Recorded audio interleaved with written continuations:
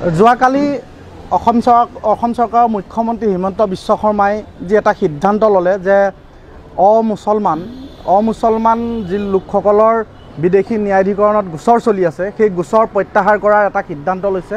আচলতে এই সিদ্ধান্তক আমি সদৌ অসম গৰিয়ামৰীয়া দেশী জাতীয় পৰিষদে তীব্ৰ গৰিহণা জনাইছোঁ। আচলতে গ্ৰহণযোগ্য কেতিয়াও নাই।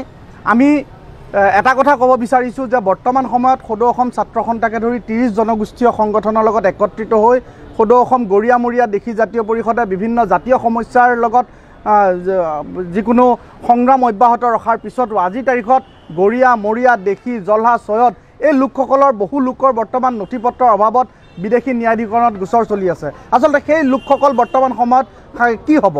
তেওঁলোক আচলতে সাংঘাতিক শংকিত হৈছে। মুখ্যমন্ত্ৰীৰ এই সিদ্ধান্তই গৰিয়ামৰীয়া দেশী জলহা চয়দৰ যিসকল লোকৰ নথি পত্ৰৰ অভাৱত ডিভোটাৰ বিদেশী ন্যায়াধিকৰণত গোচৰ চলি আছে তেওঁসকল শংকিত হৈছে। সেই ক্ষেত্ৰত মুখ্যমন্ত্ৰী ডাঙৰীয়াক আমি দাবী জনাইছোঁ যে অতি শীঘ্ৰে আপুনি এই বিষয়টো আচলতে প্ৰত্যাহাৰ কৰাৰ যিটো বিষয় গোচৰ প্ৰত্যাহাৰৰ বিষয়টো আপুনি উঠাই ল'ব লাগে।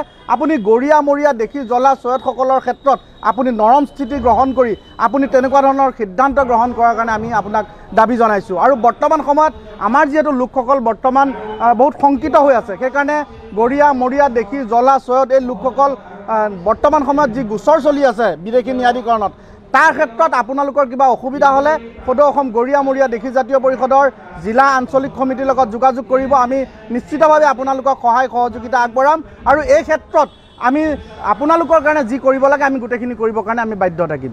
আচলতে বিদেশীয়ে হ'ব লাগে। আমি আৰম্ভণিৰ পৰাই কৈ আহিছোঁ আৰু আজিও ক'ম, ভৱিষ্যতলৈকে ক'ব লাগিব যে বিদেশীৰ কোনো ধৰ্ম নাই। হিন্দুৱে হওক বা মুছলমানে হওক, যদি তেওঁ প্ৰকৃতাৰ্থত বিদেশী তেওঁ যাবগৈ লাগিব। সেই বোজা আমি কেতিয়াও ল'ব নোৱাৰোঁ। মুখ্যমন্ত্ৰী নহয় তাতোকৈ আৰু কোনোবাই এনেকুৱা ধৰণৰ সিদ্ধান্ত ল'লেও সেই সিদ্ধান্তক আমি কেতিয়াও গ্ৰহণ কৰিব নোৱাৰোঁ। আৰু বৰ্তমান সময়ত যিহেতু তেওঁ কাৰ আওতা লৈ পেলাই এই লোকসকলক বৰ্তমান নাগৰিকত্ব দিয়াৰ এটা ব্যৱস্থা গ্ৰহণ কৰিছে, আচলতে এইটো হাস্যকৰ কথা। যিটো বিষয়ত সদৌ অসম ছাত্ৰ সন্থাৰ গোচৰ বৰ্তমান সময়ত উচ্চতম ন্যায়ালয়ত গোচৰাধীন হৈ আছে, গোচৰাধীন হৈ থকা বিষয় এটাত মুখ্যমন্ত্ৰী ডাঙৰীয়াই কেনেকৈ সিদ্ধান্ত ল'লে এই কথাটো হাস্যকৰ। আচলতে সেই বিষয়টোত আমি সদৌ অসম ছাত্ৰ সন্থা আৰু 30 জনগোষ্ঠীয় সংগঠনৰ লগত আমি বৰ্তমান সময়ত আলোচনাত বহিম আৰু আলোচনাত বহি আমি নিশ্চিতভাৱে সিদ্ধান্ত গ্ৰহণ কৰিম।